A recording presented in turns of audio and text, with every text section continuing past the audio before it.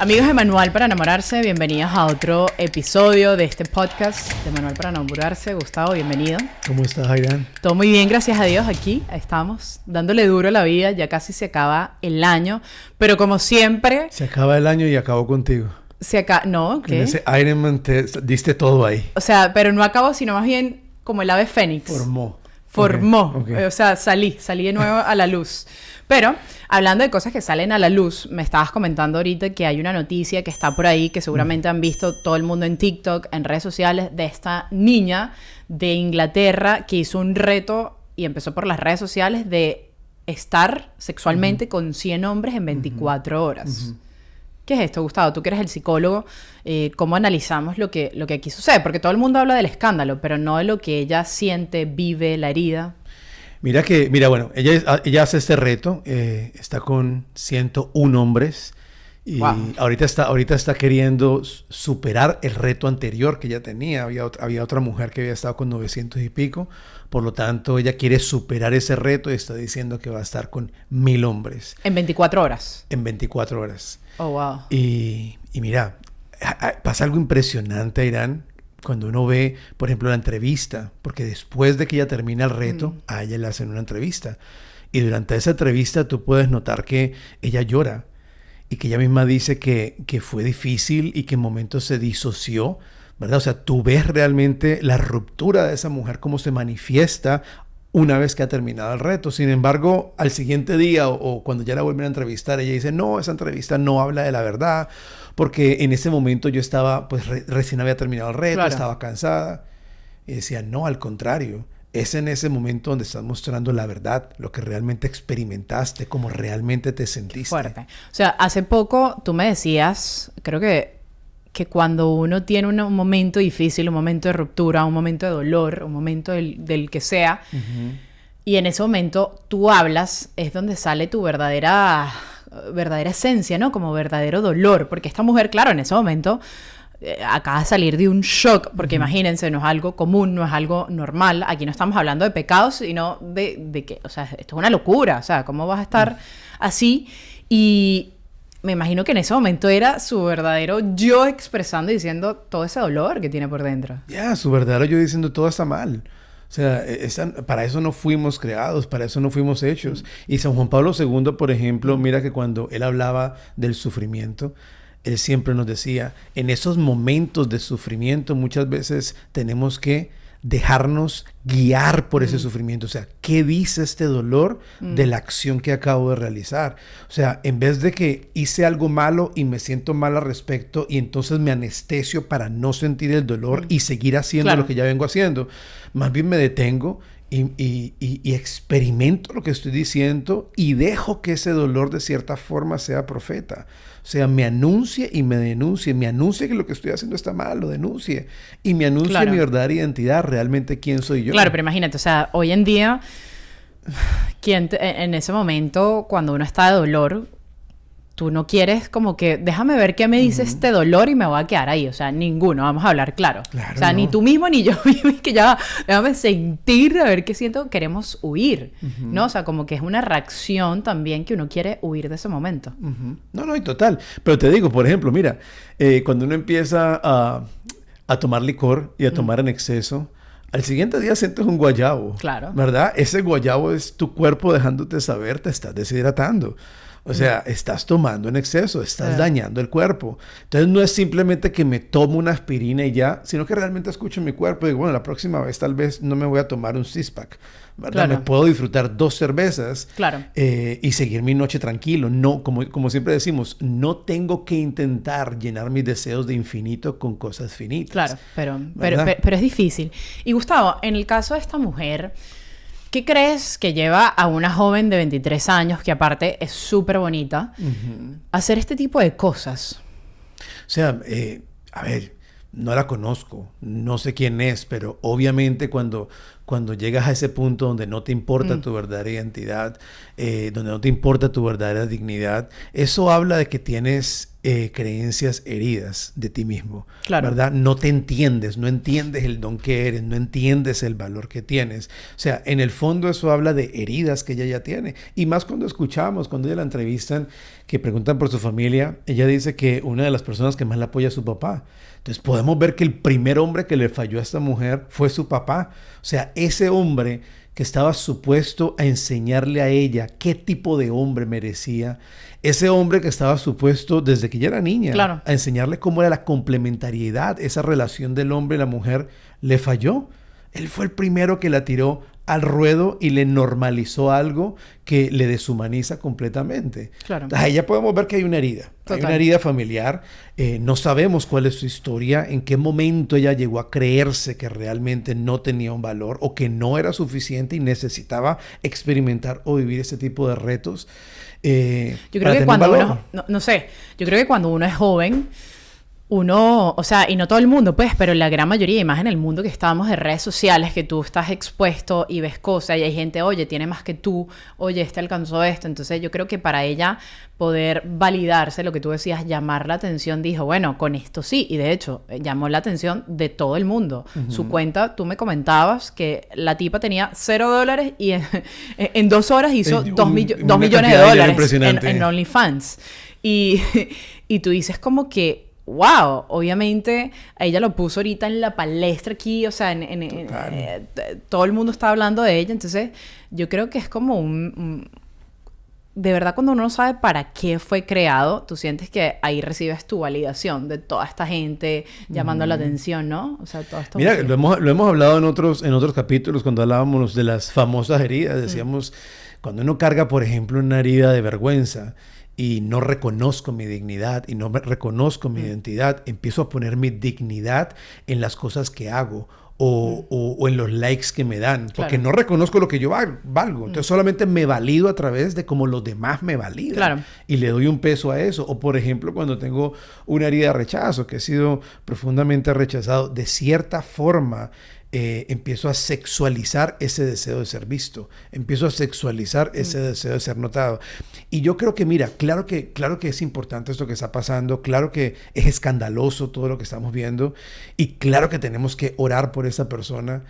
Pero yo creo que eso es un espejo de cómo estamos socialmente. Totalmente. ¿Verdad? Ella solamente está amplificando una realidad que estamos viviendo. O sea, porque uno se pone a ver, o sea, los hombres, los 100 hombres que estuvieron con esta mujer, o sea, dime tú, hablando de términos de higiénicos, o sea, entra, sale, como que... No, o sea, ¿cómo están esos hombres? Totalmente, o sea... La gente que está viendo eso y le da like y comenta... Total, imagínate que se dice que alquilaron 2 Airbnb y cada uno de los hombres estaba ahí recién bañado, listo pues que le tocara su turno. ¿Qué está pasando por la cabeza de ese hombre? A ese hombre también le falló un papá, porque a ese hombre también alguien no le enseñó lo que realmente significa ser hombre, ¿verdad? Y lo peor de todo es que todo lo entendemos al revés, porque cuando vemos esas realidades, mucha gente dice, no, es que eso es una masculinidad tóxica. No, al contrario, ese hombre olvidó lo que significa una verdadera masculinidad. Porque cuando tú, por ejemplo, ves en las noticias, en la calle, en todo el mundo dice, no, es que para poder tener una mejor sociedad tenemos que quitarle un poco de masculinidad al hombre. No, cuando le quitas la masculinidad a un hombre, no lo haces más hombre. Al contrario, lo conviertes en una bestia, porque lo conviertes en algo que no es. Esos 100 hombres en ese hotel, esos 101 hombres en ese Airbnb, no son más masculinos, son bestias, se han bestializado a sí mismos, también fueron heridos, también alguien les falló, ¿verdad? Y claro, no se trata de todo el tiempo de culpabilizar, porque aquí también hay que tomar responsabilidad, ¿verdad? O sea, yo no soy el resultado de lo que otros hicieron de mí, yo soy el resultado de lo que dejo que Dios haga con lo que tal vez otros hicieron de mí, claro. ¿verdad? Tal vez yo vengo de un hogar disfuncional, tal vez... Pero ya yo tengo que tomar responsabilidad. En algún momento tengo que detenerme y decir, bueno, no, ¿verdad? Vamos a empezar a sanar. Gustavo, y no hay que ir muy lejos. Sí, ahorita agarramos el caso de esta mujer. que estuvo con estos 100 hombres, pero yo estoy segura que hay mucha gente que ve esto, que escucha esto, que está acá en la ciudad de Miami y también anda buscando por ahí validación, se acuesta con uno, con el otro, no solo mujeres, sino hombres también, porque siempre hablamos como de la mujer acostándose con todo el mundo, pero también los hombres que andan por ahí, ¿no? Buscando mujeres, una sí, otra no, o sea... Yo creo que la sociedad está demasiado perdida, pero es que claro, si le dimos la espalda a Dios, entra a través de un pecado capital y se expande en todos los pecados y después volver a ese plan original. Sabes que yo lo hablaba hace poco como un ejemplo de una ensalada insípida. Yo estoy acostumbrada a comer ensalada con mucha salsa. Desde que empecé la competencia del Ironman me quité toda la salsa y empecé a comer la ensalada disfrutando de alguna manera la hoja de la lechuga, su sabor original. Y yo decía, oye... Volver a este plan original de la lechuga es demasiado difícil porque ya estoy tan acostumbrada a otros salsas endulcorantes que nos cuesta. Entonces, claro, la sociedad está tan hipersexualizada que volver a un plan original de hombre, mujer, matrimonio nos cuesta. Total. Hipersexualizada, pero además tenemos todos los sentidos hiperestimulados, todos. Total. Pero tú decías algo al principio y decía cuando le damos la espalda al Creador. Imagínate, si nosotros somos hechos a imagen y semejanza de Dios, eso quiere decir que mi identidad más profunda y más real es teológica porque fui hecho a imagen y semejanza. Tenemos la imagen pero perdimos la semejanza. Y nuestro corazón tiene un deseo de ser profundo. Mi corazón tiene un deseo de dignidad porque en ese principio viví esa dignidad de forma plena, ¿verdad? ¿Por qué? Porque vivía de cara con el Creador. O sea, tenía una relación única con el absoluto, con Dios. Y cada que me relacionaba con Él, como que eso afirmaba mi identidad. Claro. En el momento en que le damos la espalda al Creador, le damos la cara al vacío y a la nada. Y entonces, ¿dónde afirmo ese deseo infinito que tengo de identidad? ¿Quién me afirma este deseo? Entonces, ahí es que vemos que no importa cuántos likes tenga, cuánta gente me siga, cuánto dinero tenga, nada va a lograr afirmar ese deseo infinito que tiene mi corazón de ser, de identidad. Porque le di la espalda a aquel que me recuerda realmente quién yo soy. No, y lo vemos ahorita porque esta mujer va a estar ahora con 1000 personas. O sea, cada vez... Ojalá y no. Ojalá le llegue un mensaje rápido y la oración de tanta gente. Ojalá escuche este podcast. Sí. Manual para enamorarse. Pero, no, la verdad, claro, ahora vamos a estar con 1000, Dios quiera que no, pero ahí vemos que es insaciable, o sea, ese deseo de querer saciarte con criaturas y cosas del mundo siempre va a terminar en algo insaciable, o sea, siempre vas a querer más, más, más. Tú siempre lo has dicho en la teología del cuerpo y lo sabemos y está en la Biblia, o sea, nuestro deseo solo se puede saciar con aquel que es infinito. ¿Y quién es infinito? Dios. Dios, total, claro. Y no solamente ese deseo, todos los deseos, porque el corazón tiene deseos de infinito. El corazón tiene deseos de trascendencia.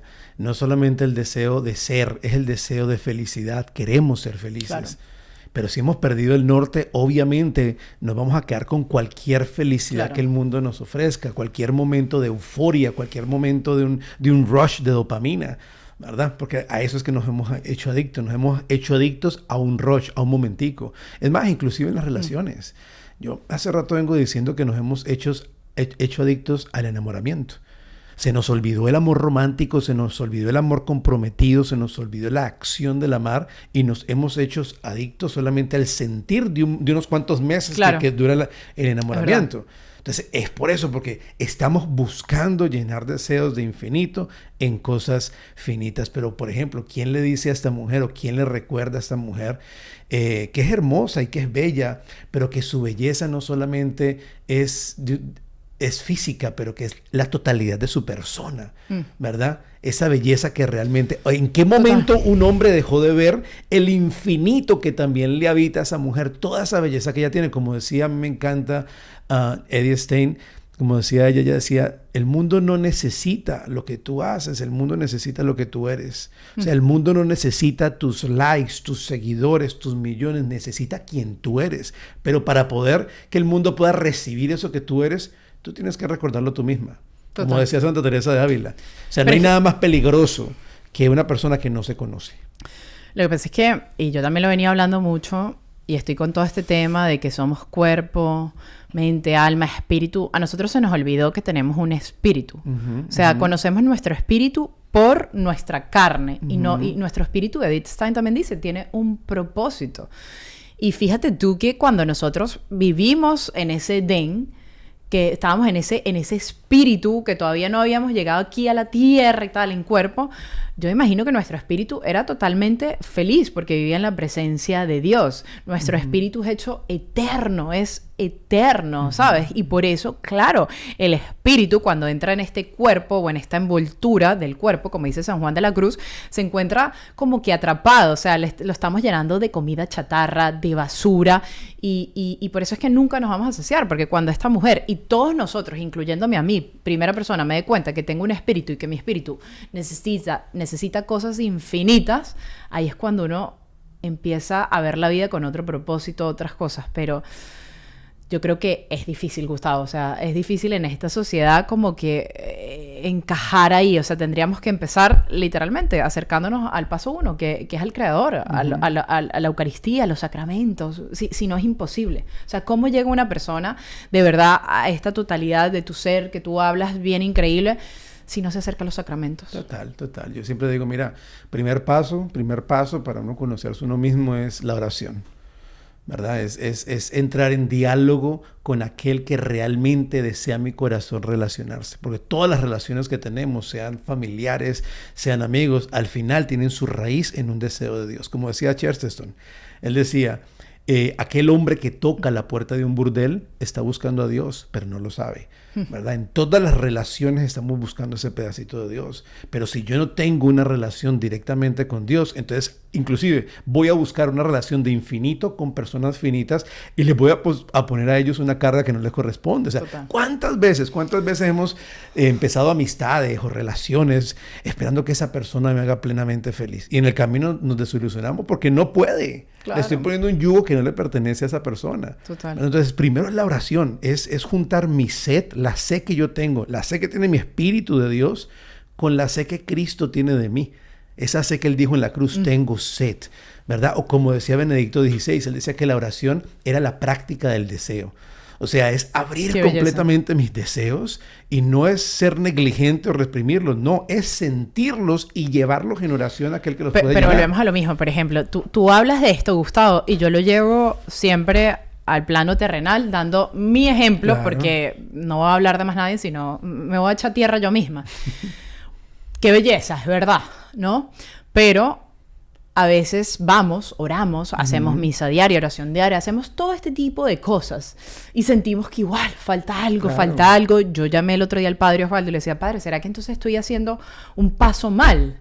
O sea, ¿cuál es el paso? Sí, oración diaria, misa diaria, pero es que el Señor quizás ahí me está enseñando la virtud de la paciencia y ese sed, ese deseo, no lo estoy llenando porque no es que no lo estoy llenando, sino es que lo estoy llenando de otra manera distinta en la cual no estoy acostumbrada. Porque yo estoy acostumbrada hago alguna acción o hago algo y recibo algo que yo siento. Es como la comida. Ya yo me llené, ya yo siento. En cambio, con Dios es distinto porque quizás sí está pasando algo, pero como me decía el padre, yo le decía, padre, es que no siento. Me dijo, ¿tú no crees que el Señor aquí te está regalando o quiere enseñarte la virtud de ser paciente? Y en el no sentir, estás sintiendo que te está enseñando paciencia. Es como un trabalengua. Es como la noche oscura de los sentidos, ¿verdad? Cuando San Juan de la Cruz hablaba de esa noche oscura de los sentidos, era precisamente eso. Es purificar mi creencia en Dios que no dependa simplemente de un sentir, ¿verdad? Sino de un saber. Y yo creo está profundo. Y yo creo que ahí viene el segundo paso. Primero la oración. Segundo paso, el saber. Hay que purificar el intelecto, ¿verdad? Por eso es que San Pablo siempre decía, tengan la mente de Cristo. Lleva todo pensamiento cautivo a la cruz de Cristo, ¿verdad? Claro. Porque muchas de nuestras creencias y muchas de las cosas que esperamos vienen influenciadas por nuestras heridas. Total. Y como nos la hemos pasado la vida entera anestesiando heridas, claro, adormeciendo heridas, que gracias a Dios ya está pasando de moda el tema, porque era que todo el mundo se estaba ahorita poniendo labels a toda hora. Pero bueno, mira, ¿qué pasa? Está, llegamos a Dios con lo mismo. No entramos más en la herida. Yo estoy que mato la herida. Y entonces llegamos a Dios con lo mismo. Llegamos queriendo sentir y sentir y sentir, porque me la pasé toda la vida sobrecompensando, siendo autosuficiente, anestesiando un dolor. Entonces vamos a purificar la mente, vamos a purificar el pensamiento, y es no sé si voy a sentir. Yo siempre le pido al Señor, déjame experimentar tu presencia, pero si no la experimento sensorialmente, déjame saber que estás. Total. Entonces, purificar esa conversación interna donde ya no me pregunto constantemente si sentí o no sentí, sino que realmente estuve presente, estuve con Él. Y volvemos entonces a Job en la Biblia. O sea, tú hablas y me recuerdas de Job. O sea, Job, imagínate, todo lo que le tocó pasar a ese hombre, ¿no? Todo lo que perdió, todo lo que sintió, no sintió, pero al final lo que nos damos cuenta es que fue un proceso de purificación y por eso él exclama, antes te conocía de oída, ahora mis ojos te han visto, porque llegó un punto tal de purificación increíble. Pero nosotros no queremos entrar ahí. O sea, queremos y lo decimos de boca, sí, yo quiero, pero cuando el Señor nos dice, tú quieres, y nos empieza a presentar ese camino de la subida, ese camino del Monte Carmelo, o ese camino de, como yo le llamo, del Calvario, queremos retrocedernos. Y yo la primera. No, y saber que puede ser parte del proceso. A mí me gusta mucho ese ejemplo que tú das de Job, porque la frase más conocida de Job es, tú me lo diste, tú me lo quitaste, ¿sí o no? Pero y cuando tú lees Job, eso fue lo primero que dijo. Mucho después alegó y se quejó. Sí hubo queja en Job. Claro. ¿Me entiendes? Luego él vuelve nuevamente y recupera. Entonces es también saber, y diría yo que ese es el tercer paso, es ser misericordiosos con nosotros mismos. ¿Verdad? A veces le pedimos y pedimos misericordia, pero con nosotros mismos no lo somos. No somos pacientes. Entonces, no somos pacientes, no sabemos reconocer nuestros procesos. Queremos siempre algo milagroso, algo inmediato. Entonces, claro, vamos a una peregrinación, vamos a un retiro y salimos llenos y creemos que eso ya fue producto terminado. Entonces Dios me quitó esta sensación, me quitó esto, y cuando pasan 2 semanas y vuelvo nuevamente a sentir algo, me doy duro y empiezo a dudar en todo lo que ha hecho Dios, ¿verdad? En vez de, vamos a ser misericordiosos con nosotros mismos. Hay heridas que dejó el pecado original que vamos a tener que trabajar para siempre, como es la concupiscencia, ¿verdad? O sea, hay heridas que el pecado original dejó. No estoy hablando de las heridas esas que tanto hablamos a nivel afectivo, emocional. Estoy hablando de la herida del pecado original, como es la concupiscencia, que es algo que el catecismo nos enseña que nunca aquí en la tierra logramos erradicar del todo, ¿verdad? Es que es una lucha constante y que la idea es poder un día decir como dijo San Pablo, y es peleé la batalla. O sea, sentí, no sentí, me caí, me levanté, pero peleé, corrí. Total, me encanta esa frase y creo que nos desviamos, empezamos con una cosa, o no sé si va con el hilo, pero... Yo creo que va con el hilo porque le estamos dando herramientas, porque no se trata solamente de dedicar todo un podcast en hablar de lo que hizo esta mujer, sino, vuelvo y repito, es ver ese espejo, como la serie de Netflix, ese Black Mirror. Ella nos está mostrando una realidad amplificada y terrible de algo que estamos viviendo, porque eso es lo que estamos haciendo en Tinder. O ella lo que nos está mostrando es la punta del iceberg y abajo hay todo. Eso es lo que estamos haciendo en Tinder, eso es lo que estamos haciendo en Google, como se llama el otro, o en personas del mismo sexo, Grindr. Eso es lo mismo que estamos haciendo en todos estos apps. Total. ¿Verdad? Entonces, yo creo que nos está llevando a ver a nosotros mismos, como decía aquel escritor, que cuando miramos el abismo y nos quedamos mirándolo por tanto tiempo, tarde o temprano el abismo nos mira de regreso. Entonces yo creo que lo que estamos haciendo con ella es, todo eso que las redes está hablando, todo eso que la gente está hablando, vamos a orar por esta mujer, vamos a orar por su alma, vamos a orar por su salvación, vamos a orar para que se sane lo que sea que está herido en ella, vamos a orar por esos 100 hombres o los 1000 hombres, pero al mismo tiempo vamos a ver qué me está mostrando de mí, qué está despertando en mí esto y qué me llama a mí a una conversión. Y ahí yo te diría, paso número 4, y no tenía pasos, no sé dónde salieron, los sacramentos. Los sacramentos son fundamentales. Es que mira... Ahorita, y que yo hice esta carrera, Gustavo, del Ironman, y lo he hecho en todos los podcasts que he hablado, cuando yo firmé con mi entrenador, con esta persona, él me dijo, Eran, tienes que hacer una cierta rutina, tienes que hacer esto y aquello. Por ejemplo, una de las rutinas que él me dijo, cada 3 meses te tienes que dar un masaje para los ácidos del cuerpo, aquí, para desinflamarte, en fin, tantas cosas porque le estás metiendo una carga.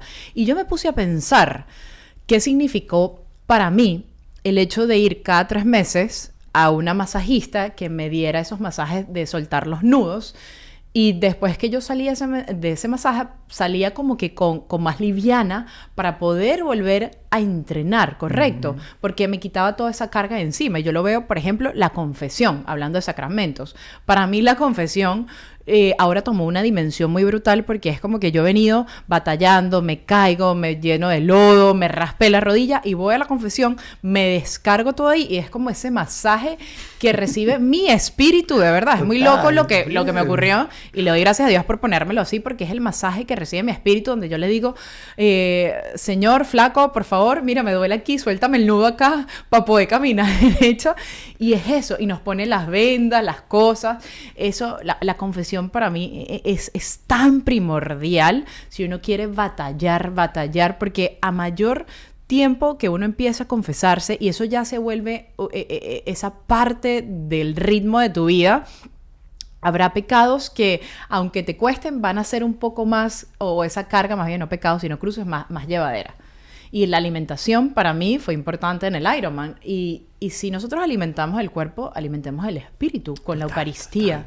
Y bueno, de ahí en adelante todos los demás sacramentos. No, y mira que Juan Pablo II decía, por ejemplo, que él decía que la confesión es el sacramento de la amada.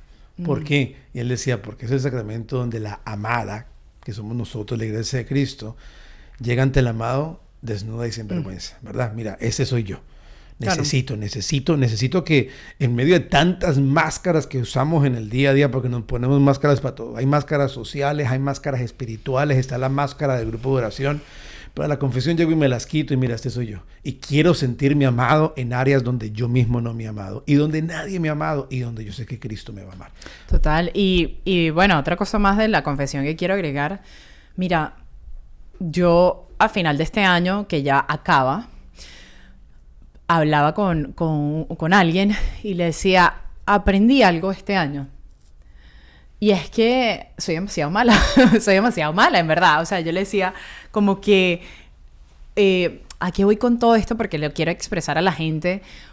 Cuando uno en verdad hace esa introspección bien en cada cosa, yo digo, oye, pero es que yo sí tengo malicia, es que yo sí tengo esto. O sea, nadie es bueno, no somos buenos. O sea, Señor, estoy tan lejos de la santidad, o sea, estoy tan lejos, pero quiero seguir luchando. Y entonces, por eso la confesión, mi gente, es tan importante, porque muchas veces decimos, no, es que no tengo nada que confesar. Y yo digo, o sea, todo lo que hacemos y no hacemos sigue siendo pecado de omisión. Entonces, yo creo que necesitamos más que nunca, si tú quieres dar este primer paso para empezar el año, o sea, con todas las energías, acudamos a ese sacramento. Y mira, para profundizar algo que acabas de decir importante, tú dijiste, nadie es bueno. Y bueno, imagínate, cuando el joven rico va y le pregunta a Jesús, ¿qué tengo que hacer? Él dijo, ¿pero por qué me dices bueno si bueno es solo uno? Pero hay que entender muy bien ese texto, porque es que el único que es total bondad, belleza y verdad es Dios mismo. Toda la bondad que pueda existir en nosotros se va a desarrollar y va a ser a partir de mi relación que yo tenga con aquel que es la raíz de toda bondad, que es Dios, ¿verdad? Entonces, claro, en nosotros está eso en el corazón también. Eso es otro deseo que está en el corazón del ser humano. Tenemos un deseo de bondad, queremos algo bueno. Claro, cuando ese deseo se hiere, esa bondad se hace pereza, se hace confort. Quiero sentirme simplemente bien. Entonces ya no quiero lo bueno, sino lo que me haga sentir bien y punto, ¿verdad? Entra el pecado de la pereza.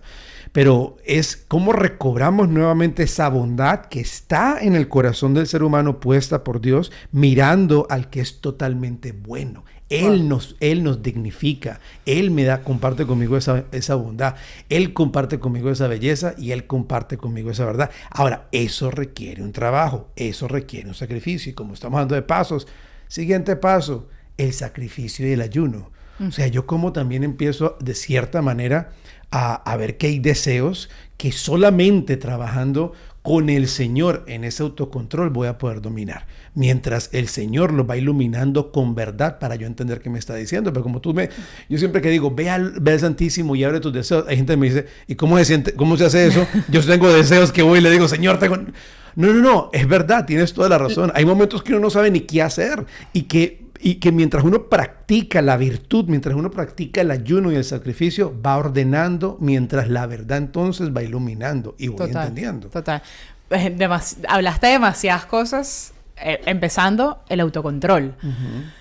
Si nosotros queremos empezar una disciplina de esta vida espiritual o este nuevo estilo de vida, dejar atrás todo eso, tenemos que tener autocontrol. O sea, y queremos salirnos. Y yo lo veo en el ejército. Te paro un segundo y Sí. sigues hablando. Cuando hablamos de autocontrol, nunca es un acto separado del Señor, como lo dice Nueva Era. No, el cristiano habla de autocontrol, eso que yo estoy controlando en compañía con el Señor, Claro. ¿verdad? Sí. No, pero yo lo llevo al plano ahorita del ejercicio. O sea, si yo quería una meta, tenía que tener cierto autocontrol. Por Total. ejemplo, no va a salir a beber, a comer como una loca, pero eso llévalo al plano espiritual. O sea, hay cosas que yo tengo que dejar. O sea, yo no le puedo pedir al Señor, Señor, quiero una buena familia, un hombre bellísimo, entonces ando por ahí en la calle acostándome con todo el mundo. O sea, hay que tener una cierta también coherencia y donde entra el autocontrol. O sea, ¿qué le estás pidiendo al Señor en la oración? ¿Lo que tú le estás pidiendo, tú lo estás haciendo o intentando hacer? Porque pedimos una cosa en oración, decimos unos anhelos en oración y actuamos diferente. Total. Entonces, hay una no sincronía, no hay armonía, no hay nada. Entonces, el autocontrol, la vida espiritual y la vida en sí misma lleva renuncia. O sea, yo me puse a ver a todos estos 2.500 atletas que estaban en Cartagena y yo estoy segura que esos 2.500 renunciaron a muchísimas cosas, como por ejemplo, todos los fines de semana a pararse a las 5 de la mañana a trotar 3 horas. ¿Por qué eso no lo llevamos al espíritu? Y en el espíritu, por ejemplo, podemos hablar del sexto paso, y ya nomás nos falta uno, hicimos 7 pasos sin bueno. quererlo. Y quiero decir Me algo, encanta. ¿por qué 7 pasos? 7 pasos para la pureza. ¿Por qué la pureza? Porque eso es lo que se está viendo atacado en esto que está haciendo esta mujer y que nos está mostrando a nosotros. Y lo que iba a decir de ese sexto paso es evitar ocasiones de pecado. Esa es la parte espiritual. En la parte física, yo sé que no comer, yo sé que no hacer, yo sé que no tomar. En la parte espiritual es ser realistas con nosotros mismos y saber que hay ocasiones de pecado que debo evitar. Ya yo lo sé, si yo sé que de esa pata yo cojeo, no voy a meter mi pie por Y ahí. bueno, y qué loco que acabas de decir la pureza que salió de todo esto, porque la bienaventuranza, una de las más hermosas es bienaventurados los puros de corazón porque ellos verán a Dios. Y puro de corazón, no es que yo me voy a encerrar en mi casa, es no vivir con esa hipocresía que vivimos, que es lo contrario ahorita a la pureza, la hipocresía de máscaras que tenemos, o sea, y es ser honesto con uno mismo y tal cual, o sea. Imagínate que se diera, imagínate esto, imagínate que en ese momento Dios no quiera y ojalá que no pase lo de esta mujer con los 1,000 hombres, pero imagínate que en ese momento que esos 1,000 hombres están en la presencia de esta mujer, se diera ese momento de iluminación de la conciencia y ellos pudieran por un segundo ver con ojos puros y pudieran ver esa imagen y semejanza y esa belleza en esa mujer y ella pudiera ver esa imagen y semejanza y esa belleza en esos hombres. O sea, cómo eso daría una herida muy profunda, un dolor muy profundo de lo que íbamos a violentar, pero no podíamos verlo, ¿verdad? Porque teníamos la mirada, los ojos cerrados a esa realidad, ¿verdad? Esa pureza que, dice Juan Pablo II, la pureza es la gloria de Dios en la persona humana. Y la gloria que le damos a Dios a partir de nuestra corporeidad. ¿Cómo le devolvemos esa gloria a Dios? Viviendo en la pureza, esa gloria que Él nos está compartiendo a nosotros. Y paso número 7 para ese camino de la pureza es no caminar solos. Necesitamos de los demás. El amor de Dios no es solamente vertical. El amor de Dios es horizontal. Lo recibo en el cuerpo de Cristo. Necesitamos amistades santas. Caminar Por con eso personas es que yo camino nos con conozcan. Gustavo, aunque a veces Gustavo no quiere caminar conmigo. O sea, ¿no? Es verdad, ¿de quién nos estamos rodeando? Fastidiando, Es le estoy importante. fastidiando. O sea, ¿de quién nos Total. estamos rodeando? ¿Quién está caminando conmigo? ¿Quién me puede decir, oye, vamos, dale? ¿Sabes qué? Y siempre lo he dicho, y lo he dicho en los testimonios que yo he hablado, yo era la persona que todo el mundo decía, y las mamás, y me acuerdo totalmente, que decían, no salgan con ella. O sea, no salgan con Airán, porque Mi se les mamá va... me lo dijo. ¿Fue Mentiras. tu mamá? No, es que tú eres más viejo que yo. Eso, yo estaba todavía en el colegio y ya Gustavo era un señor. Pero no, en verdad decían como que, ¿por qué? Porque estaba en malas andanzas. Y llevando eso al plano de Dios Padre, que envió a su único hijo, lo envía a este mundo, a este party, a este gran party que se llama el mundo, a esta gran fiesta. ¿Para qué lo envió? Para que caminemos con él y se nos pegue algo de esa pureza, ¿no? Por eso lo envió, para recordarnos que el amor verdadero sí existe, que el amor eterno existe. O sea, qué belleza. Y por eso, claro, obviamente, en una comunidad y que también, porque yo lo veo muchísimo, así como te llegan a ti a terapia, a mí me lo dicen en la calle, como que, Airán, es que hacer todo esto, la castidad, etcétera, la pureza, es muy difícil. Claro, porque uno necesita, y tú me lo has dicho, hablarlo. O sea, yo me junto con mis panas en la cual yo puedo hablar, porque uno no es santo, uno tiene los mismos deseos de lujuria, de pereza, de pecados capitales. Todos los tengo, yo los tengo todos. Yo los tengo todos. Pero por eso tengo que como verbalizarlo, que es lo que Gustavo siempre dice, hablarlo, botarlo de alguna manera. Entonces, claro, buscar comunidad. ¿Quieres ser mi amigo? Total, vamos a ser amigos. Y bueno, y cerrando sí. Ese tema que empezamos hablando de Lily Phillips y que nos llevó a una reflexión de la pureza, porque obviamente es eso lo que se está viendo herido ahí.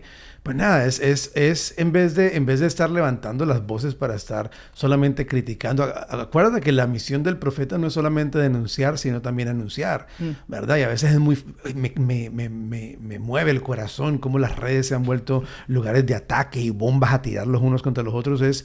Mira, vamos a ver esto que está pasando y vamos a orar por esta mujer y vamos a orar por estos hombres. Total. Y vamos a orar por los que se están conectando, porque también de cierta manera se están hiriendo. No es que simplemente están viviendo un placer a costa de la herida de la otra persona, sino que cuando yo hiero a alguien, me hiero a mí mismo. Estoy hiriendo a nuestra propia humanidad. Entonces yo creo que es entrar en oración y poder pedir esa pureza para nosotros mismos primero y empezarla también a pedir por los demás. Gustavo, qué belleza esto, porque se los prometo que nada estuvo planeado. Esto fluyó de una manera, aquí no hay guión, no hay nada. Entonces, qué bonito que pudimos llegar a esto que es la pureza, que tanta falta nos hace, porque los puros de corazón verán a Dios, y yo creo que nuestro propósito aquí es ver a Dios algún día y encontrarnos cara a cara con Él. Así que bueno, muchísimas gracias. Recuerda suscribirte a nuestras páginas sociales, enviarle esto a alguien y que nos unamos en oración. Se les quiere. Gracias, Gustavo. Gracias a todos ustedes por seguir Manual para Enamorarse. Un beso.